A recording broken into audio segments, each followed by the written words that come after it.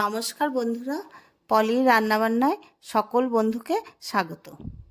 আজকে নিয়ে এলাম আম পোড়া শরবত। এই তীব্র গরমে এবং যা লু পড়ছে, আপনারা এইভাবে আম পোড়া শরবতটা তৈরি করবেন এবং ঘরে স্টোর করে রাখবেন। ঘরে অতিথি আসলে যখন আসবে তখন তাড়াতাড়ি করে সার্ভ করে দিতে পারবেন। শরীরও সুস্থ থাকবে, পেটও ভালো থাকবে। তাহলে চলুন আমি কিভাবে আম পোড়া শরবতটা তৈরি করলাম দেখে নেওয়া যাক। আম পোড়া শরবত করতে প্রথমেই দুটো আম আমি ছেঁকে নিচ্ছি। আমরা যে রুটি ভাজি সেই ছাঁকনিতে আমগুলো পুড়িয়ে নিচ্ছি। একটু সময় নিয়ে আমগুলো পোড়াতে হবে মিডিয়াম আঁচে।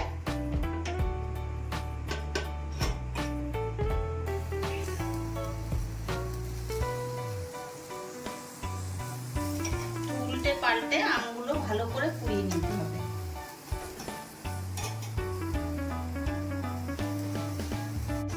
আবার একটু উল্টে দিচ্ছি। এইভাবে মাঝে মাঝে উল্টে পাল্টে আমগুলোকে ভালো করে পুড়িয়ে নিতে হবে।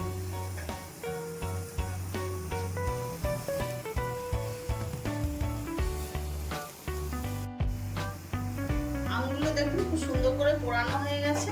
এবার আমি তুলে নিচ্ছি।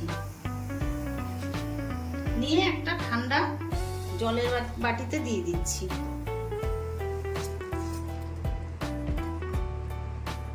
এবার দুটো কাঁচা লঙ্কা পুড়িয়ে নিচ্ছি।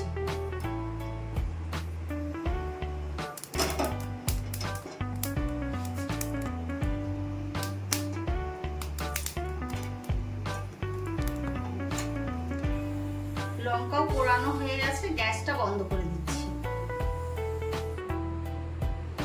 আমগুলো এবার ঠান্ডা হয়ে গেছে, ছাড়িয়ে নিচ্ছি খোসা।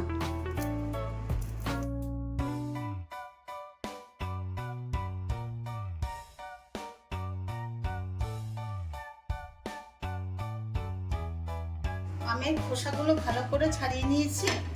এবার আমগুলোকে একটু একটা বাটিতে আমি হাত দিয়ে চটকে নিচ্ছি। আপনারা গ্রেটার দিয়েও ঘষে নিতে পারেন, আবার হাত দিয়েও করে নিতে পারেন, যার যেটা সুবিধা।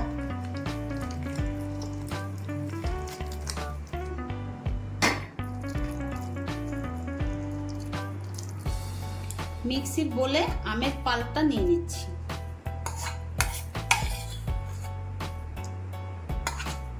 দিয়ে দিচ্ছি ধনেপাতা কুচি। এখানে আপনারা পুদিনা পাতাও ব্যবহার করতে পারেন। আমার ঘরে এখন নেই বলে আমি দিচ্ছি না। আপনারা চাইলে পুদিনা পাতাও ব্যবহার করতে পারবেন। চিনি গুঁড়ো করে নিয়েছি, চিনি গুঁড়োটা দিয়ে দিচ্ছি। চিনি গুঁড়ো করে দিলে তাড়াতাড়ি মেল্ট হয়ে যাবে। আমি 4 চামচ চিনি দিচ্ছি। আপনারা আপনাদের পছন্দ মতন, কারণ এই শরবতটা একটু ঝাল টক মিষ্টি এইভাবেই হয়। আর দিচ্ছি ভাজা জিরের গুঁড়ো।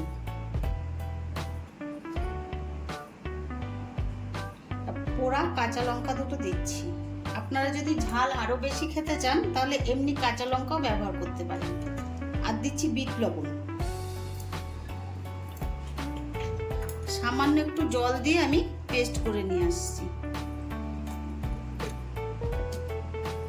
মিক্সিতে পেস্ট করে নিয়ে আসছি। আমের পাল্পটা হয়ে গেছে। স্টোর করে রাখার জন্য আমি এরকম একটা কাচের পাত্রে খানিকটা নিয়ে নিচ্ছি।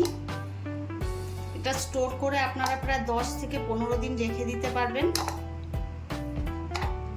গরমে অতিথিরা আসলে ঝটপট করে বানিয়ে দিতে পারবেন একটু ঠান্ডা জল বা বরফ দিয়ে। আর একটা বাটিতে আমি ঢেলে নিচ্ছি। দিয়ে দিচ্ছি খানিকটা জল মিক্সির বাটিতে। জলটা দিয়ে দিচ্ছি, এটা কিন্তু ঠান্ডা জল।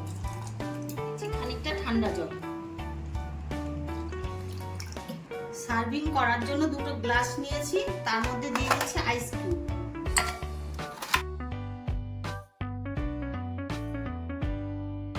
গ্লাসের মধ্যে শরবতটা ঢেলে দিচ্ছি।